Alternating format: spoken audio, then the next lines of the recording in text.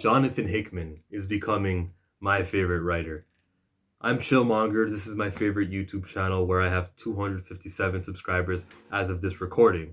And Jonathan Hickman has a checklist that matches mine, where we respect old things, we create new things. We respect the time that we're in. Like when Cyclops says, I need someone to translate this. I wish Cypher wasn't up in space right now. Man, that's all you need to do.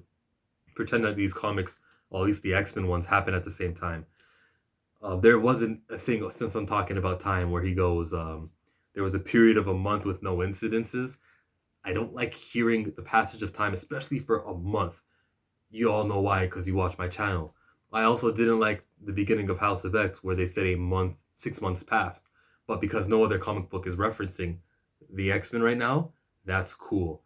Invaders mentioned them. That doesn't count. They just said whatever's going on in Krakoa. So I'm guessing every comic book before this, every comic book happens before this. The X-Men comics happen in the present, and they're acting like it by respecting what Cypher's doing, by mentioning that Professor X has been dead for the last 5 comic books. These are all combined. When I go to the store and I buy a Dawn of X trade paperback, 6 issue 1s, 6 issue 2s. That's beautiful. That means to me that they're telling a story in sync.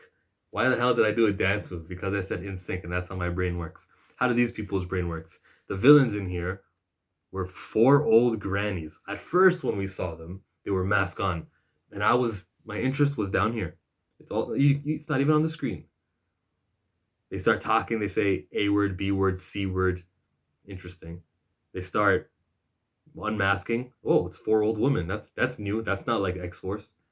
They talk about their interests, their motivation, what they did to the rich folk who were polluting the earth, and that's the wokest stuff.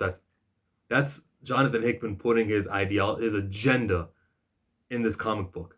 Now, when I want to see everyone who complains about Kelly Thompson right now, I want to see all of you people who may or may not be watching my channel to complain about how this was a reflection on the way that the rich folk are profiting off of. Like, give me that, because this is woke. Woke alert. This was a very woke book. The way that the artwork showed depicted that man in the soil and the trees. It was the plants that were growing off of him, and they're talking about the cycle of life, the circle of life, and how it's interrupted, and we're putting patents in food. I knew that was happening in Canada. That you can make a seed, a apple, and you can genetically modify it so that the seed will not be able to grow. So when I eat my apple and I go outside and I plant my seed right now, a tree can't come out of it because farmers needed to patent, or companies needed to make that not happen. How the F did that pass? Legislation, or whatever the fucking word is, I don't know my politics. Legislation might not have been the right word, but how that got through is beyond me. I'm upset at that. Jonathan Hickman shares my anger, and I like that he featured that in this comic book. So when that happened, I'm just like, yo, these heroes, these are villains. These 4 villains are interesting people, and they're not even exclusive to X-Men. They could be used anywhere plants are used. Now, Jonathan Hickman used something that he created. The House of X thing introduced that we had portals everywhere. Well, not Kansas, but everywhere there was portals where mutants could come over. Not people, not regular humans. So how the hell did they come in, right? That really upset me. No, it's also a plant. So if you're an expert in plant, then you can probably get through. All right, cool.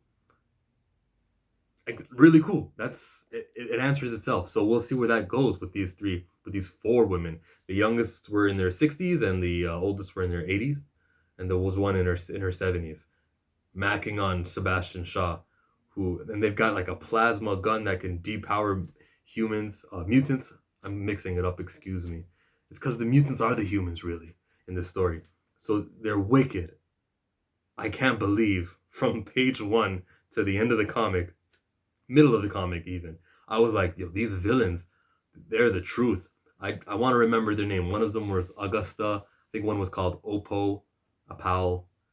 I'll try my best to remember their name because they're worth it. I'll actually read this comic book a second time, which I don't usually do. But let's also talk about Emma Frost and Jean Grey. The way that they were communicating with each other, slide dissing each other, talking about seconds, and I'm like, are you hearing this? Like, and then they were friends again. That was very Devil Wears Prada, like those movies where we see the cattiness being depicted. I don't like it. I don't like Jean Grey being that catty woman. I actually think Jean Grey should be perfect. She's a telekinetic, she's a telepath. Like, that's. She's also a good human being. She sacrificed herself for the greater good multiple times. I like Jean Grey not being this catty, but I guess the claws come out when it comes.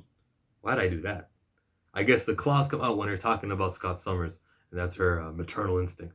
I'm making excuses for Hickman, but I did something that I didn't like, along with the passage of time, saying that we had 1 month of no incidences, saying that we had 6 months past in Krakoa. I don't like that, but nothing has been contradicted yet in this X-Men storytelling, and I'm in love with it. Go woke, Jonathan Hickman. Go woke.